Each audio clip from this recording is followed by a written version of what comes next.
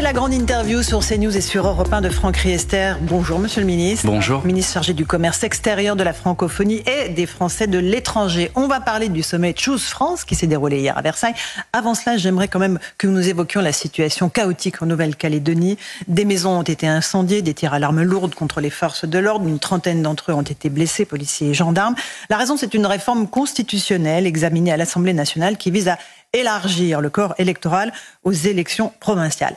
Qu'est-ce qu'il faut faire de plus? Est-ce qu'il faut envoyer des renforts? Comment faire en sorte que l'ordre, l'autorité de l'État soit respectée en Nouvelle-Calédonie comme en métropole? D'abord, il faut appeler au calme, bien évidemment, et c'est ce qu'a fait le gouvernement calédonien, c'est ce que nous faisons. Il y a un processus démocratique en France autour de ce projet de loi constitutionnel. Nous sommes dans une grande démocratie. Le dialogue est la clé de ce processus, et c'est la volonté du gouvernement depuis le départ. Il a été ininterrompu, ce dialogue. Ininterrompu, et donc il faut évidemment que l'ordre revienne, que le calme revienne. Nous appelons au dialogue, le président de la République et le ministre de l'Intérieur, le Premier ministre, tout le monde appelle au calme et au dialogue, et de respecter le processus démocratique de notre pays. Le couvre-feu sera mis en place la nuit prochaine. On a une situation quasi insurrectionnelle, on a vu cela aussi à Mayotte pour des raisons complètement différentes. Est-ce que ce n'est pas l'autorité de l'État français qui est remise en cause dans ces territoires outre-mer? Non, je ne crois pas. Là, il faut que le calme revienne, il faut que l'ordre soit rétabli, bien évidemment, et le ministre de l'Intérieur, bien évidemment, qui est aussi ministre des Outre-mer, y travaille. Mais il faut dire que ces questions sont des questions difficiles, c'est des questions complexes, on le sait bien. C'est pour ça qu'encore une fois, nous considérons que cette situation s'améliorera par le dialogue et par le respect des procédures démocratiques. Et c'est ce que nous faisons depuis le départ, avec les différentes consultations, avec ce processus de modernisation du corps électoral, parce que c'est en conformité avec les principes démocratiques. On a besoin que chacun puisse voter librement en Nouvelle-Calédonie. C'est pour ça qu'il y a cette réforme constitutionnelle. Et encore une fois, nous appelons au calme et au dialogue. Alors, on va passer au sujet qui vous concerne plus, aux dossiers qui sont les vôtres. Emmanuel Macron réunissait donc hier à Versailles environ 180 patrons étrangers pour le sommet Choose France. Plus de 15 milliards d'euros d'investissement au total, 56 projets. Pourquoi cet enthousiasme, votre enthousiasme, n'est pas plus contagieux? Parce que les Français sont un peu sceptiques. Ils voient la dette de la France, ils voient le chômage qui est en train de stagner, ils voient le pouvoir d'achat, l'inflation qui remonte. Vous comprenez leur scepticisme, je dirais. Écoutez, il faut convaincre, toujours et encore, mais on convainc par les résultats. Et là, il y a des beaux résultats. C'est la 5e année que la France est le premier pays d'Europe, devant la Grande-Bretagne et devant l'Allemagne, en termes de nombre de projets d'investissement étrangers sur son sol. 1194 en 2023, et Choose France, qui est le moment à Versailles où un certain nombre de chefs d'entreprise sont réunis pour rencontrer des ministres, pour rencontrer le président de la République et pour faire des annonces de nouveaux investissements, c'est un grand succès en 2024. Avec, comme vous l'avez rappelé, 56 projets, 15 milliards d'euros d'investissements futurs. Et tout ça, à quoi ça sert? Ça sert à créer des usines, à créer des emplois dans tous les territoires. Combien d'emplois? 45%. Alors, sur ces annonces, c'est 10 000 emplois. En 2023, ça a été 40 000 emplois créés grâce aux projets d'investissement étrangers sur notre sol. Vraiment créés? Oui, vraiment créés. Ils existent, ces emplois? Il faut ensuite que les projets se réalisent, que les usines se créent et qu'on constate effectivement la création d'emplois. Mais on a pu constater depuis 7 ans que les engagements pris par les entreprises, globalement, étaient tenus. On a un suivi très fin qui est fait par Business France, l'opérateur en charge de ces questions-là. Business France, c'est l'opérateur qui s'occupe à la fois des exportations, mais aussi de l'accueil des investissements étrangers. Et donc, on suit effectivement la bonne réalisation de ces investissements. Mais ces 40 000 emplois d'engagement et de création d'emplois en 2023, c'est 10 000 juste sur les annonces de cette journée hier à Choose France. Ils se déploieront sur les années prochaines. 45% dans des territoires de moins de 200 000 habitants. 45%, c'est-à-dire que ça draine des emplois et ça crée des emplois dans tous les territoires, pas simplement dans les grandes métropoles, pas simplement à Paris, dans les territoires ruraux. Ce sont des usines qui ouvrent dans les différents territoires en France. Je vais vous donner un chiffre, Laurence Ferrari. En 2023, la France, grâce à ses investissements étrangers, a créé 3 fois plus d'usines qu'en Grande-Bretagne par des financements étrangers et 6 fois plus qu'en Allemagne. C'est-à-dire que les investisseurs étrangers ont investi 6 fois plus dans des usines en France qu'en Allemagne. Oui, mais d'accord. Et c'est ça qui est important de dire à nos compatriotes. Parce que ça, ce sont des emplois concrets. C'est juste que les Français voient aussi les usines qui ferment. Oui, mais il faut Alex, Metex qui est bien sûr que ça, c'est la vie des entreprises. Et c'est bien. La vie est morte, donc, des entreprises. Non, mais c'est la vie de l'économie. Et on sait qu'il y a des entreprises qui ferment.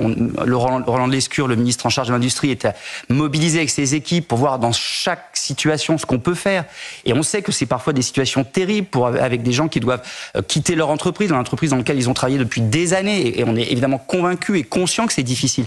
Mais quand on regarde globalement les choses, on voit qu'il y a une création nette d'usines. C'est 200 en 2023.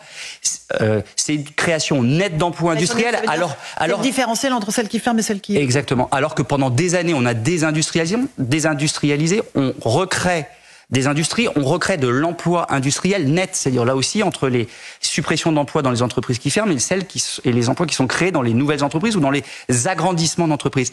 Et ce qu'on voit, c'est que ces investissements étrangers contribuent donc à la croissance, puisque vous savez qu'un des leviers de la croissance française, qui se porte bien par rapport aux autres pays de l'Europe, c'est l'investissement. Et donc plus il y a des investissements dans les usines, dans l'intelligence artificielle, dans les biotech, dans les secteurs agroalimentaires, plus il y a de la croissance, plus il y a de l'emploi et plus il y a de la prospérité pour tous. Franck Riester, vous êtes ministre chargé du commerce extérieur. Est-ce qu'au fond, la France n'est pas devenue un pays de consommation et non plus de production? Aujourd'hui, nous importons massivement, pratiquement tout ce que nous consommons. C'est ça le problème. Et comment enrayer ce phénomène-là? Ça prendra des décennies, chacun le sait. Oui, ça prendra longtemps, mais on voit déjà des résultats, encore une fois, depuis 7 ans, par cette stratégie. Parce que tout ça, c'est pas le fruit du hasard. Pourquoi la France est plébiscitée aujourd'hui par les investisseurs étrangers? C'est parce qu'il y a du hasard. Macron seulement? Pas seulement, mais notamment parce qu'il y a une politique de l'offre, parce qu'il y a une politique qui vise à faire en sorte que l'environnement des affaires soit le plus favorable possible en baissant les impôts sur les sociétés, en simplifiant la vie des entreprises. Et vous avez vu qu'on a un agenda ambitieux en la matière cette année avec un projet de loi qui va arriver de simplification administrative. Il faut qu'on arrête avec ces contraintes administratives, tant en France qu'en Europe, en continuant de soutenir l'investissement et la recherche avec le crédit d'impôt recherche, avec France 2030 et ces 54 milliards d'euros à investir, qui ont déjà été investis en partie pour soutenir les investissements dans les nouveaux secteurs d'avenir. Je pense à l'intelligence artificielle, au biotech, à l'agritech, bien sûr à la décarbonation et la transition écologique. Et donc c'est cette stratégie-là qui fonctionne. Et puis bien sûr, c'est aussi la qualité des talents dans notre pays, des ressources humaines de notre pays. Quand j'ai rencontré une douzaine hier d'investisseurs étrangers, et ils me disaient, en France, on a des salariés, des équipes qui sont de qualité et en nombre suffisant. Et ça, c'est un point clé. Et qui travaillent bien et qui sont productifs. Oui, et moi, je voudrais dire, d'ailleurs, aux salariés de ces entreprises étrangères en France, que l'attractivité et la poursuite des investissements de ces investisseurs étrangers dans les entreprises étrangères en France, c'est aussi en grande partie leur travail. C'est grâce à eux et grâce à ces équipes-là que ces résultats sont là. Parce que les gens sont satisfaits du travail des équipes françaises. Et c'est un tout, c'est donc une équipe France qui permet à notre pays d'être plus attractif. Mais sans cette stratégie de l'offre, cette stratégie de réindustrialisation et de décarbonation, nous n'aurions pas ces résultats-là. Et c'est vrai que quand on entend certains politiques voir toujours le côté négatif des choses et ne pas regarder la réalité... Qui, par exemple? Nos adversaires politiques. On voit bien quand M. Bardella, M.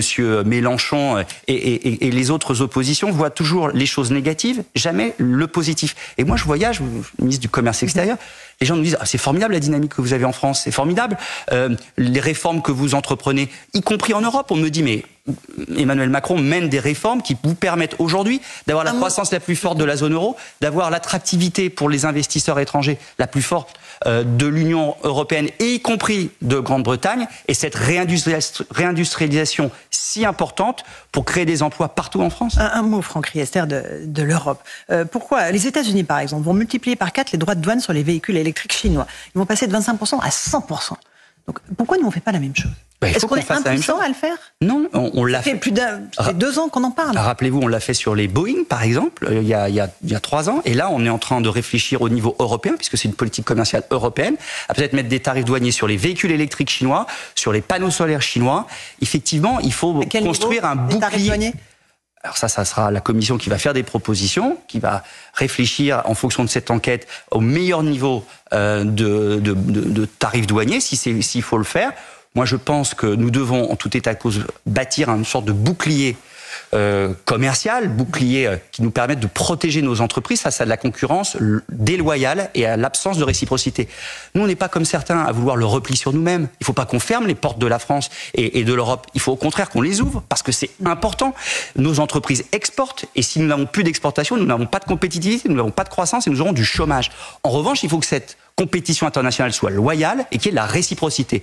C'est toute l'ambition qui est la nôtre en Europe. C'est pour ça que moi je soutiens Valérie Ayé et sa liste pour que nous puissions changer en Europe le paradigme, c'est-à-dire le logiciel en matière de commerce. Je m'y emploie tous les jours et je vois que les choses changent concrètement d'ores et déjà. Vous parlez des élections européennes et de votre candidate Valérie Ayé qui plafonne pour l'instant dans les sondages. C'est pour ça que Gabriel Attal part à la rescousse en allant débattre avec Jordan Bardella. C'est pour ça même que Emmanuel Macron envisage de débattre avec Marine Le Pen.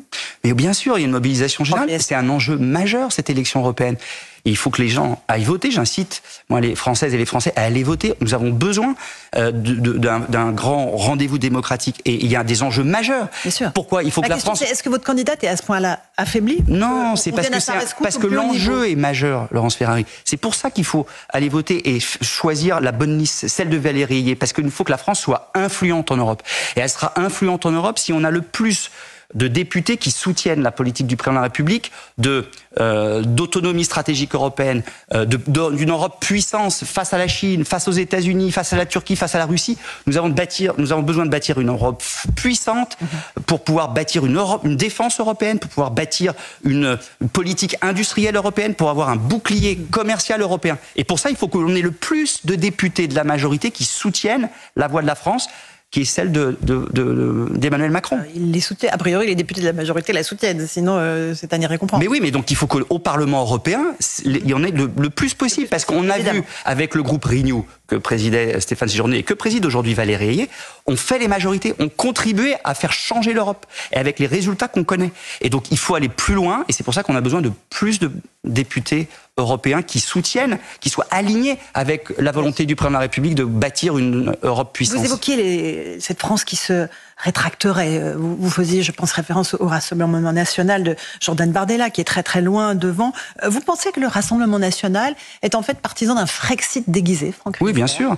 Bien sûr. Ils se sont trompés dans leur position depuis des années. Ils voulaient la sortie de l'Europe, finalement ils veulent plus. Ils voulaient la sortie de l'euro, finalement ils veulent plus.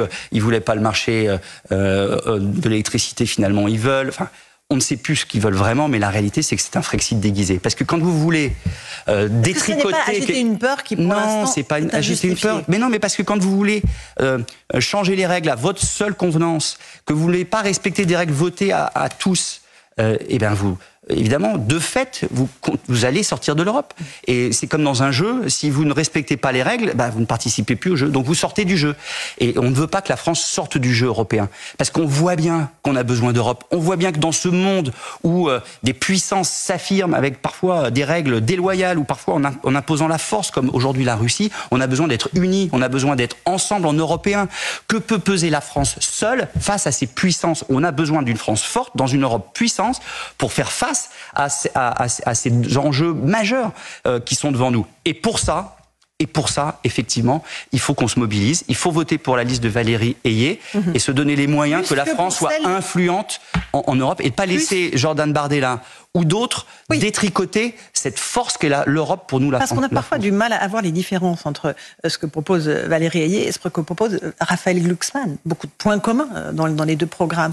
Est-ce que c'est pas pour cela que la dynamique est en faveur de M. Glucksmann? Écoutez, moi, quand je regarde les votes de M. Glucksmann, je suis sidéré. Quand je vois qu'il n'a pas voté le plan de relance, quand je vois qu'il ne vote pas la réforme du marché de l'énergie, quand je vois qu'il n'a pas voté la réforme de l'immigration avec le pacte Easy-Immigration qu'il n'a pas voté, alors que ça prend à bras-le-corps les sujets qui intéressent nos compatriotes au quotidien.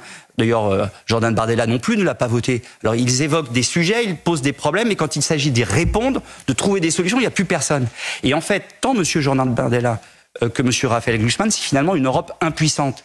En tout cas, une France impuissante en Europe. Parce que M. Glucksmann était isolé dans sa famille politique, le Parti socialiste européen. Il vote différemment d'eux. Et il vote d'une façon très surprenante contre l'intérêt même de notre pays, qui a besoin d'avoir une Europe qui protège mieux ses frontières face à l'immigration, qui a besoin d'une Europe qui bâtisse un marché de l'énergie plus conforme à nos besoins, notamment en matière de décarbonation et de prix de l'énergie. Et on a besoin d'une Europe qui soit dynamique économiquement et industriellement. Or, M. Glucksmann a voté l'inverse de tout ça. Donc, c'est ce que vous dénoncez ce matin, Franck Riester. Je vous l'ai dit tout à l'heure, Gabriel Attal va débattre avec Jordan Bardella. Est-ce que vous souhaitez qu'Emmanuel Macron ferraille à nouveau avec Marine Le Pen? Écoutez, moi, ce débat sur le débat, c'est... Je peux comprendre que ça vous intéresse parce que est-ce que ça vous non, intéresse? mais moi, vous savez, on n'a pas besoin d'un débat face à face pour que Emmanuel Macron, il n'a jamais peur du débat, mais c'est pas pour autant qu'il ne participe pas très clairement à ce rendez-vous démocratique en ayant une vision claire pour l'Europe et en exprimant pourquoi cet enjeu est si important pour notre pays et pour l'Europe, parce que l'Europe peut mourir, parce que l'Europe est en danger s'il n'y a pas une mobilisation de tous pour bâtir cette Europe puissance face à tous les enjeux que nous avons, l'enjeu climatique, l'enjeu démographique, face à l'enjeu de la sécurité européenne, face à ce défi de la réindustrialisation européenne. Nous avons besoin d'une Europe forte, pas d'une Europe détricotée, comme veut le faire l'extrême droite ou l'extrême gauche, et une Europe impuissante, comme malheureusement Raphaël Glucksmann le démontre à travers ses votes à l'Assemblée nationale, au Parlement européen. Parlement européen. Merci beaucoup, Franck Riester. C'était votre grande interview sur CNews et sur Europe.